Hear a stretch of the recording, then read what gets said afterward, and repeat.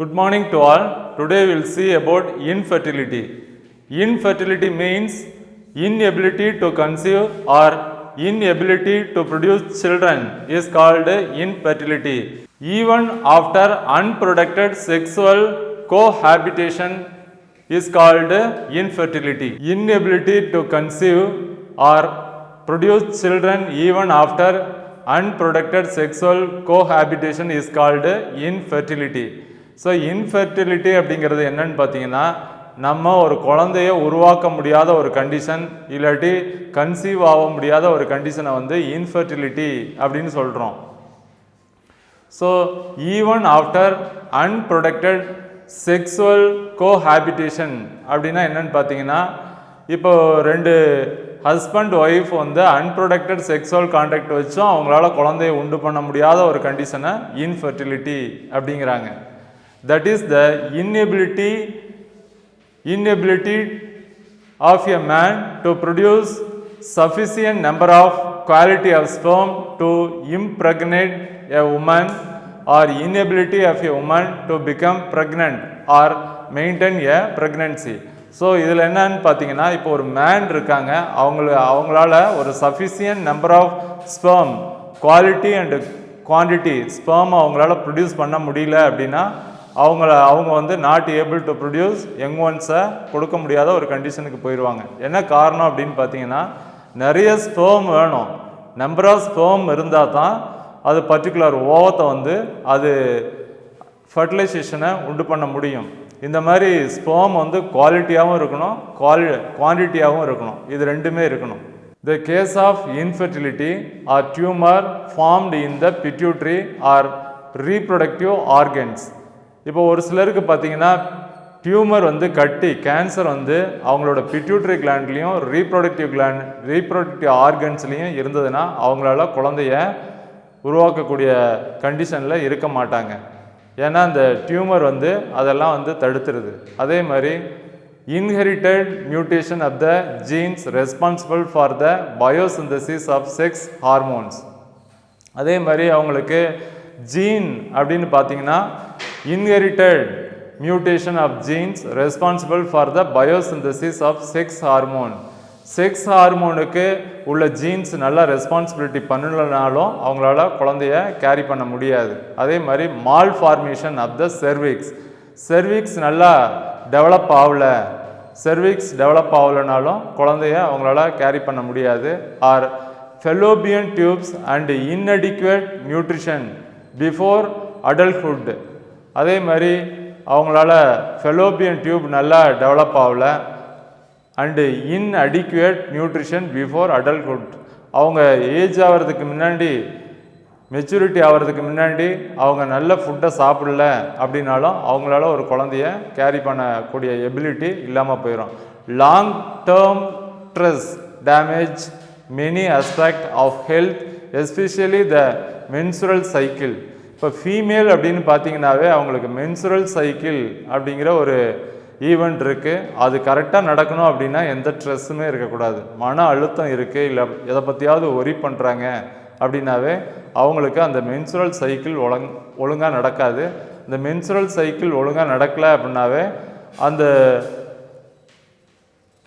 அந்த ஓவம் வந்து டெவலப் ஆகிறது வந்து சரியாக இருக்காது. அதனால அவங்களால குழந்தைய கேரி பண்ணுற எபிலிட்டி இல்லாமல் போயிடுவாங்க. Injection of toxin, heavy metal, cadmium, heavy use of alcohol. சில பேர் வந்து டேப்லெட் எதுக்குமே சில டாக்ஸின் இதெல்லாம் எடுத்துக்குவாங்க. அது மாதிரி இருந்தாலும் cadmium, injection of toxin, heavy metal, cadmium கலந்த ஏதாவது ஒன்று எடுத்துக்கிட்டோம் அப்படின்னா ஹெவி யூஸ் ஆஃப் ஆல்கஹாலில் இருக்குது. அதே மாதிரி டொபாக்கோ அண்டு மெரிஜுனா அப்படிங்கிறது ஒரு போதைப் பொருள்.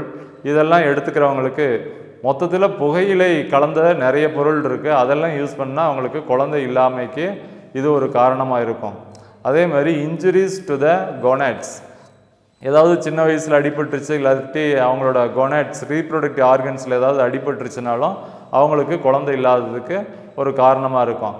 And ageing also cause infertility. குழந்தை இல்லாததுக்கு ரொம்ப வயசாகிட்டாலும் ஸ்பெர்மோட எபிலிட்டி வந்து குறைஞ்சிரும்.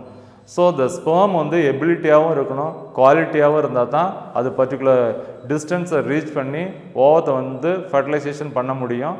த ஸ்பெர்மோட குவாலிட்டி குவான்டிட்டி குறைஞ்சிருச்சு அப்படின்னா அவங்களால ஃபர்டிலைசேஷனுக்கு அந்த ஸ்பெர்ம் வந்து யூஸ் ஆகாது. ஸோ இந்த கண்டிஷனை இன்ஃபர்டிலிட்டி அப்படின்னு நம்ம சொல்கிறோம்.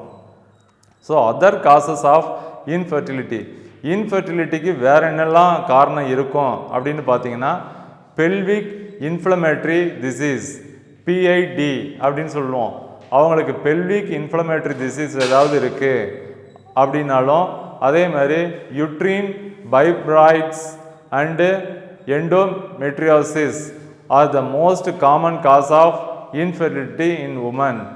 ஸோ அவங்களோட யூட்ரின் நல்லா டெவலப் ஆகலை, அங்கே இருக்கிற ஃபைப்ரஸ்லாம் நல்லா டெவலப் ஆகலை.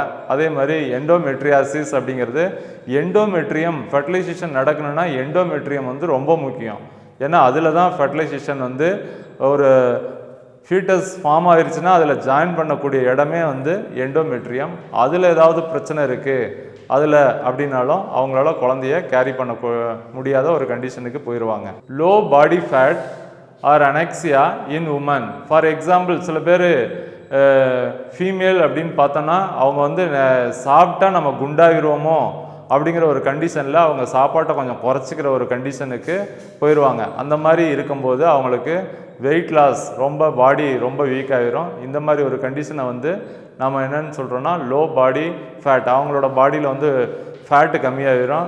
அனரெக்சியா இன் உமன் இது ஜென்ரலாகவே இருக்கும். அவங்களுக்கு சாப்பிட்டா நம்ம குண்டாகிரும், நம்மளோட பாடி ஸ்ட்ரக்சர் மாறிடும் அப்படிங்கிறதுனால அவங்க ஒழுங்காக சாப்பிடாதனால அவங்களோட ரீப்ரொடக்டிவ் ஆர்கன்ஸில் நடக்கக்கூடிய சைக்கிள்லாம் ஒழுங்காக நடக்கலைன்னா அதனாலையும் அவங்க குழந்தைய கேரி பண்ணக்கூடிய கேப்பபிலிட்டியை லாஸ் பண்ணுறாங்க.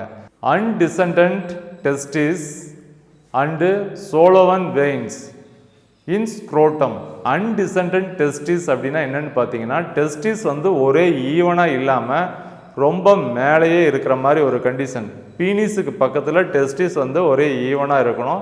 சில பேர்த்துக்கு பார்த்தீங்கன்னா சில பேர்த்துக்கு அந்த டெஸ்டிஸ் வந்து கீழே இறங்கி வராமல் மேலேயே அட்டாச் ஆகிட்டு இருக்கிற மாதிரி இருக்கும். இந்த கண்டிஷனை தான் நம்ம வந்து அன்டிசெண்டன்ட் டெஸ்டிஸ் அப்படின்னு சொல்கிறோம். And swollen in scrotum. Swollen vein in the scrotum. அங்கே இருக்கிற வெயின்லாம் ஒரு வீங்கின மாதிரி ஒரு நிலைமைக்கு போகிறத நம்ம வந்து சோலோவன் வெயின் இன் ஸ்க்ரோட்டம் அப்படின்னு சொல்கிறோம். இதுவும் one of the reason for the இன்ஃபர்டிலிட்டிக்கு இது ஒரு reason. Next one, tight clothing in man may rise the temperature in the scrotum and affect sperm production. So ஜென்ரலாகவே இயற்கையில் ஏன் டெஸ்டிஸ் மட்டும் பாடிக்கு வெளியில் இருக்குது அப்படின்னு பார்த்தீங்கன்னா நம்மளோட பாடி டெம்பரேச்சரோடு அது கம்மியாக இருந்ததுன்னா எபிலிட்டி ப்ரொடக்ஷன் இருக்கும். ஸோ இப்போ ஃபார் எக்ஸாம்பிள் ஒருத்தர் ரொம்ப டைட்டான ட்ரெஸ்ஸை அவர் வியர் பண்ணுறாரு அப்படின்னா அதோட டெம்பரேச்சர் அங்கே இருக்கிற அந்த டெஸ்டிஸோட டெம்பரேச்சர் வந்து கொஞ்சம் அதிகமாகும். அதனால inability to produce the sperm, அவங்களால நல்லா ஸ்பெர்மை ப்ரொடியூஸ் பண்ண முடியாத ஒரு கண்டிஷனுக்கு போயிடுவாங்க. ஸோ அதனால் நம்மளோட இன்னர் வேர்லாம் வந்து ரொம்ப டைட்டாக இருக்கக்கூடாது. அதே மாதிரி நம்மளோட பாடி டெம்பரேச்சர் வந்து நார்மலாக இருந்தாலும் டெஸ்டிஸோட டெம்பரேச்சர் அதோட கம்மியாக இருக்கிற மாதிரி இருந்தால் எபிலிட்டி ஆஃப் ஸ்பெர்ம் ப்ரொடக்ஷன் இருக்கும். So it is one of the reason for the இன்ஃபர்டிலிட்டிக்கு இதுவும் ஒரு காரணம். அடுத்தது under developed ovaries or testis. சில பேர்த்துக்கு ஓவரிஸ் டெஸ்டிஸ் ஃபீமேலாக இருந்தால் ஓவரிஸ் நல்லா டெவலப் ஆகியிருக்காது, டெஸ்டிஸ் நல்லா டெவலப் ஆகலைன்னா அவங்களுக்கு இன்ஃபர்டிலிட்டிக்கு இதுவும் ஒரு காரணம். அடுத்த நெக்ஸ்ட் ஒன் அப்படின்னு பார்த்தீங்கன்னா female may develop antibiotics against her partner's sperm. Female may develop antibodies against her partner's sperm. ஃபீமேலுக்கு வந்து அவங்களோட பாடியிலேயே ஆன்டிபாடிஸ் வந்து ஸ்பெர்முக்கு எதிராக வந்து உருவாக்கப்பட்டிருக்கும். அந்த மாதிரி உருவாகும் போது என்ன ஆகிரும்னா அந்த ஸ்பெர்ம் வந்து அந்த ஆன்டிபாடிஸ் அழிச்சிரும். அதனால அவங்களுக்கு குழந்தை இல்லாமல் போகும். ஃபீமேலில் இது நடக்கக்கூடிய ஒன்று, எல்லாத்துக்கும் இல்லை, ரேராக நடக்கக்கூடிய ஒன்று. The female may develop antibodies against her partner sperm. அவங்களோட பார்ட்னர் ஸ்பெர்முக்கு அவங்களோட பாடியிலே ஆன்டிபாடிஸ் உண்டாயிருச்சுன்னா அந்த ஆன்டிபாடிஸ் வந்து அந்த ஸ்பெர்மெல்லாம் டிஸ்ட்ராய் பண்ணிடும். அந்த மாதிரி டிஸ்ட்ராய் பண்ணும்போது அவங்களோட ஸ்பெர்ம் வந்து ஓவத்தோடு போய் ஜாயிண்ட் ஆகாத மாதிரி ஒரு கண்டிஷனுக்கு போயிடுவாங்க. ஸோ இதுவும் வந்து ஒரு இன்ஃபர்டிலிட்டிக்கு ஒன் ஆஃப் த ரீசன். அடுத்தது மேலில் பார்த்தீங்கன்னா males May develop and auto immune response to their own sperm. Auto immune response அப்படின்னா நம்மளோட பாடியிலேயே இம்யூனிட்டி ஸ்பெர்முக்கு உருவாயிருச்சு அப்படின்னா அந்த ஸ்பெர்மை அழிச்சிரும். அந்த மாதிரி ஒரு சிலருக்கு மேலுக்கு இருந்தது அப்படின்னா அவங்களோட ஸ்பெர்மை எல்லாத்தையும் அழிச்சிரும். இந்த மாதிரி கண்டிஷன் இருந்தாலும் அவங்களுக்கு இன்ஃபர்டிலிட்டி இருக்கும். ஸோ இன்ஃபர்டிலிட்டிக்கு நிறைய ரீசன் இருக்குது. ஒன்று அப்படின்னு பார்த்தீங்கன்னா பெல்விக் இன்ஃப்ளமேட்டரி டிசீஸ் அப்படின்னு சொல்லுவோம், இது இருந்ததுன்னா இருக்கும். அதே மாதிரி லோ பாடி ஃபேட், அவங்களோட பாடியில் ஃபேட் வந்து ரொம்ப கம்மியாக இருக்குது, ஈட்டிங் எபிலிட்டி வந்து ரொம்ப கம்மியாக இருக்குது, அதிகமாக சாப்பிட்டா நம்ம குண்டாயிருவோம் அப்படிங்கிற ஒரு கண்டிஷனுக்கு இருந்ததுன்னா அதனாலேயும் அவங்களுக்கு இன்ஃபர்டிலிட்டி வரும். அதே மாதிரி அன்டிசன்டன்ட் டெஸ்டிஸ் வந்து ஈவனாக இல்லை, ரொம்ப மேலே கீழே இறங்காமல் மேலேயே நின்றுக்கிட்டு இருக்கு அப்படின்னாலும் அதனாலேயும் அவங்களுக்கு குழந்தை இல்லாமல் போகிறதுக்கு ஒரு வாய்ப்பு இருக்குது. அடுத்தது வந்து டைட் கிளாத்திங் இன் மேனில் வந்து டைட் கிளாத்திங், ரொம்ப இறுக்கமான ட்ரெஸ்ஸை போடுறதும் ஒரு காரணமாக இருக்குது. அடுத்தது under developed ovaries or testes வந்து நல்லா டெவலப் ஆகலை, ஓவரிஸ் டெவலப் ஆகலைனாலும் அவங்களுக்கு இன்ஃபர்டிலிட்டி இருக்கும். அதே மாதிரி ஃபீமேல் மே டெவலப் ஆன்டிபாடிஸ், ஃபீமேலில் வந்து ஆன்டிபாடிஸ் அவங்களோட எகெயின்ஸ்ட் ஹேர் ஓன் பார்ட்னர்ஸோட ஸ்பெர்முக்கே உருவாயிருச்சுனாலும் அதனாலையும் இருக்கும். அதே மாதிரி மேலில் வந்து ஆட்டோ இம்யூன் ரெஸ்பான்ஸ் அவங்களோட ஸ்பெர்முக்கு இருந்ததுன்னா அதனாலையும் அவங்களுக்கு வந்து இன்ஃபர்டிலிட்டி வர்றதுக்கு ஒரு காரணமாக இருக்கும். So next we will see the assist reproductive technology. What is assist reproductive technology? A collection of procedure which include the handling of gametes or embryos outside the body to achieve a pregnancy. So குழந்தை இல்லை அப்படின்னா இப்போல்லாம் நிறைய technology இருக்குது. அந்த technology என்னென்னு பார்த்தீங்கன்னா மேலிருந்து ஸ்பெர்மையும் ஃபீமேலிருந்து ஓவத்தையும் வெளியில் கலெக்ட் பண்ணி அதை ஆர்டிஃபிஷியலாக லெபார்ட்டரியில் நம்ம வந்து அதை ரெண்டையும் ஒன்றா சேர்த்து ஃபெர்டிலைசேஷனை ஃபார்ம் பண்ணி 8 செல் ஸ்டேஜில் அதை கொண்டுட்டு போய் நம்ம என்ன பண்ணிடுறோம் அப்படின்னா ஃபீமேலோட யுட்ரஸில் உள்ளார வச்சு பண்ணக்கூடிய டெக்னாலஜிலாம் இப்போ இருக்குது. ஸோ இந்த டெக்னாலஜி அப்படின்னு பார்த்தீங்கன்னா is known as assist reproductive technology. இதை தான் நமக்கு வந்து சில டெக்னாலஜியை யூஸ் பண்ணியும் நம்ம யங் ஒன்ஸை கேரி பண்ண முடியும் அப்படின்னு நம்ம இப்போ சாதிச்சு காமிக்கிறோம். It increase the chance of pregnancy in infertile couples இருக்காங்க அப்படின்னா அவங்களுக்கு கண்டிப்பாக குழந்தைய கேரி பண்ணி கொடுக்கக்கூடிய எபிலிட்டி வந்து இந்த டெக்னாலஜிக்கு இருக்குது. ART include intra uterine insemination. ART அப்படிங்கிற ஒரு டெக்னிக் இருக்குது.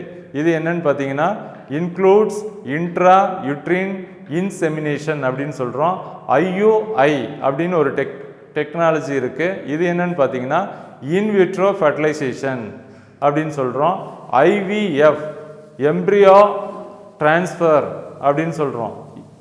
IVF இதெல்லாம் வந்து நல்லா கொஞ்சம் பார்த்துக்கணும். அதே மாதிரி ZIFT zygote intra fallopian transfer அப்படின்னு சொல்கிறோம்.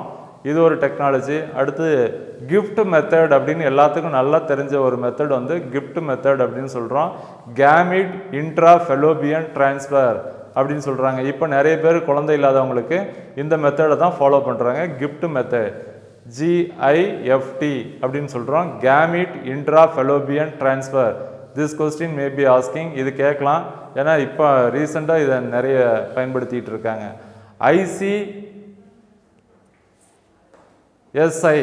ICSI intra cytoplasmic sperm injection அப்படிங்கிற ஒரு method.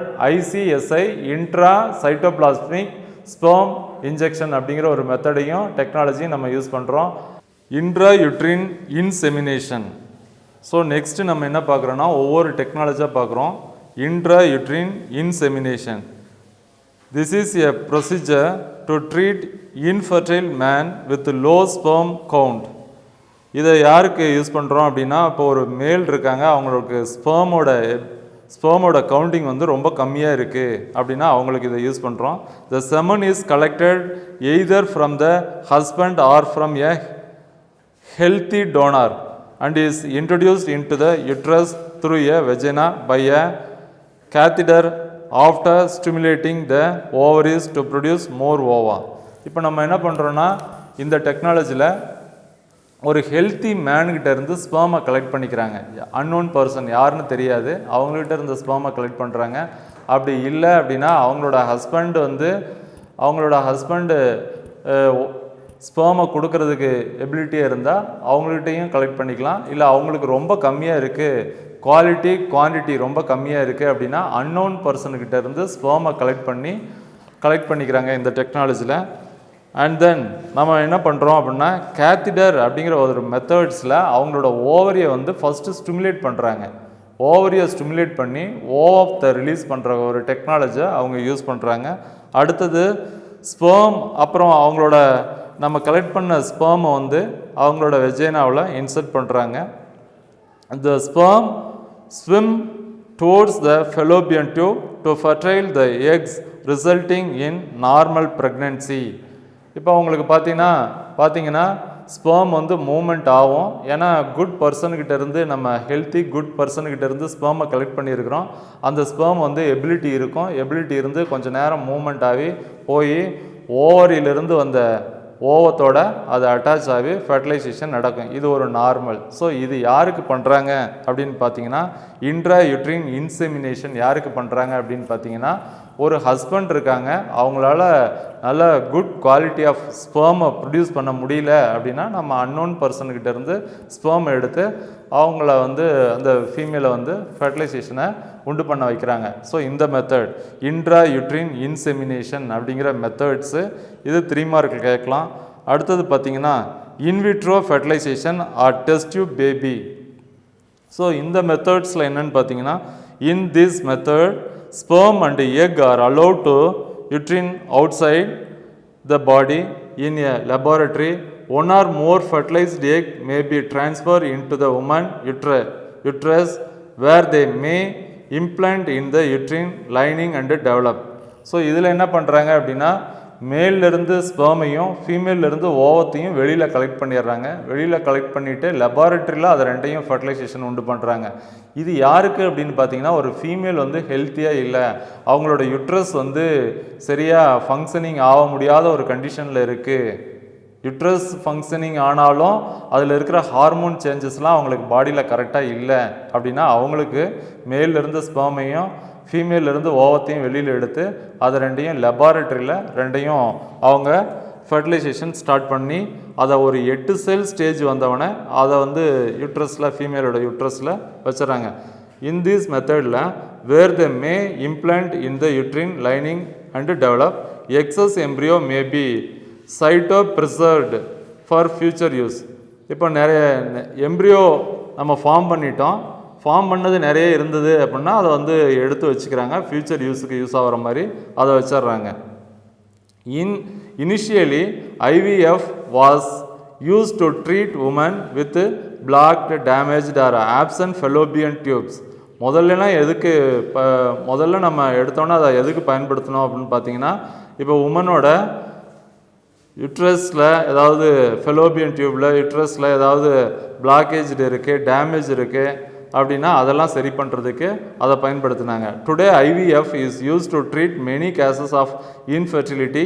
The basic step in an IVF treatment cycle are ovarian stimulation, egg retrieval, fertilisation, embryo culture and embryo transfer. இதுக்கு எல்லாமே இப்போ நம்ம யூஸ் பண்ணிக்கிட்டு இருக்கோம். இது ஒரு அட்வான்ஸ் லெவல்.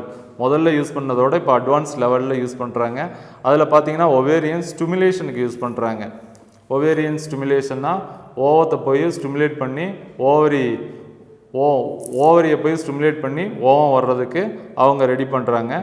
எக் ரிட்ரீவல் அதே மாதிரி ஃபெர்டிலைசேஷன் நடக்கிறதுக்கு இதை யூஸ் பண்ணுறாங்க. எம்ப்ரியோ கல்ச்சர், எம்ப்ரியோவை கொஞ்சம் வளர்க்குறதுக்கு 8 செல் ஸ்டேஜ் வரைக்கும் அந்த எம்ப்ரியோவை வளர்க்கணும் அப்படின்னா அதுக்கு யூஸ் பண்ணுறாங்க. அண்டு எம்ப்ரியோ டிரான்ஸ்ஃபருக்கும் அதை யூஸ் பண்ணுறாங்க. Next egg retrieval is done by minor surgery under general anaesthesia.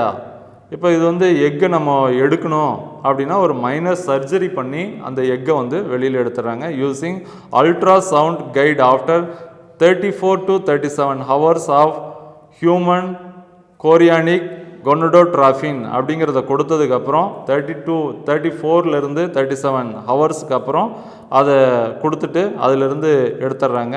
The eggs are prepared and striped from the surrounding cells. இப்போ அந்த எக் எங்கே ஒட்டிக்கிட்டு இருக்குதோ அந்த செல்லோடையே கூட எடுத்து அதை லெபார்ட்டரியில் வச்சு வளர்த்து அதிலிருந்து எக்கை கேரி பண்ணிக்கிறாங்க.